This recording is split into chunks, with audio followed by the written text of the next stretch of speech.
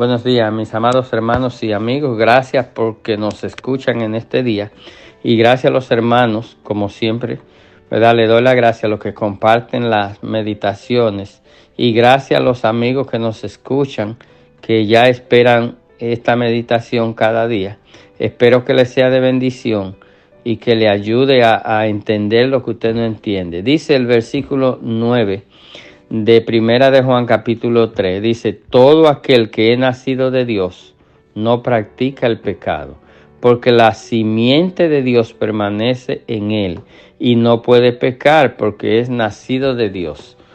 ¿Cómo se nace de Dios? Bueno, nosotros ya los que vivimos hemos nacido, pero nosotros no hemos nacido de Dios. El primer nacimiento es el nacimiento humano.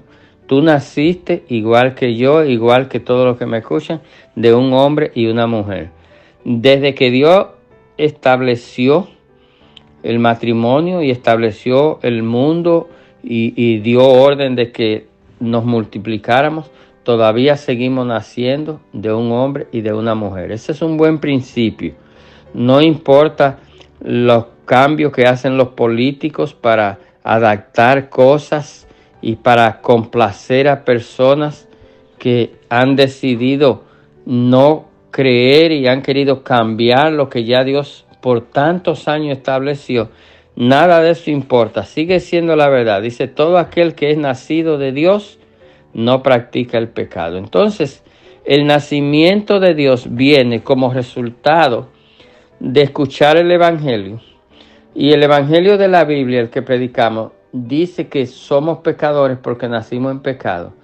Pero también dice que si nosotros confesamos nuestros pecados, dice la misma Biblia y dice el mismo Evangelio, Él es fiel y justo para perdonar nuestros pecados. Es decir, Jesucristo, el Hijo de Dios, perdona tus pecados y los míos.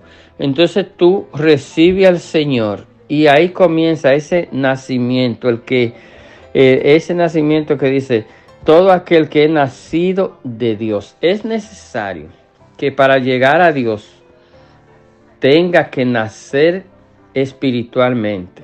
Y el nacimiento espiritual consiste en entregar la vida al Señor como consecuencia de la predicación y de escuchar el Evangelio y de recibirlo. Escuché el Evangelio, lo recibí, le pedí perdón a Dios por mis pecados a través de Jesucristo. Dios me perdonó. Recibí a Jesucristo como mi Señor, como mi Salvador. Entonces nací de nuevo. Al nacer de nuevo, ya yo paso a ser propiedad de Dios. Entonces, el tema de esta semana: ¿a quién pertenezco? Bueno, si hice este proceso, pertenezco a Dios. Si no he hecho este proceso, pertenezco a Satanás. Y esto te va a ayudar porque, como lo he dicho en otras ocasiones, hay gente que no quiere mencionar esto y no quiere decir esto. Quieren envolver esto porque quieren sentirse bien con la gente. Y yo diría: ese no es tu amigo, ese no es tu hermano. Si fuera tu amigo y ese te quisiera, si fuera tu hermano y ese te quisiera, te dijera la verdad, porque esto es un asunto espiritual. Si no se nace de nuevo, no se puede entrar al reino de Dios, mucho menos se puede ser hijo de Dios. Entonces, practicando el pecado y sin pedir perdón por el pecado y sin haber nacido de Dios, no se llega al cielo, no se llega a la presencia de Dios y no se recibe salvación y no se recibe vida eterna. Por eso dice: todo aquel que es nacido de Dios no practica el pecado. Practicar y pecar no es lo mismo. Practicar el pecado es, como dije ayer, saber que algo está malo y lo sigue haciendo como siempre lo has hecho y sin pedir perdón. Entonces, pecar es: cualquiera de nosotros puede pecar. Pero ¿qué hacemos nosotros cuando pecamos?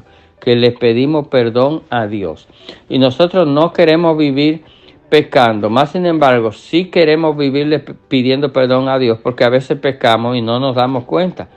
Es diferente. Pero practicar el pecado quiere decir que usted lo está haciendo con conciencia. Que usted que me escucha sabe lo que está haciendo. Y el principal pecado, yo diría, no es el que está diciendo la gente por ahí. El principal pecado que te lleva al infierno es no creer en Cristo. cree en Cristo en este día y pídele perdón a Dios por tus pecados a través de Cristo. Dios te bendiga en este día.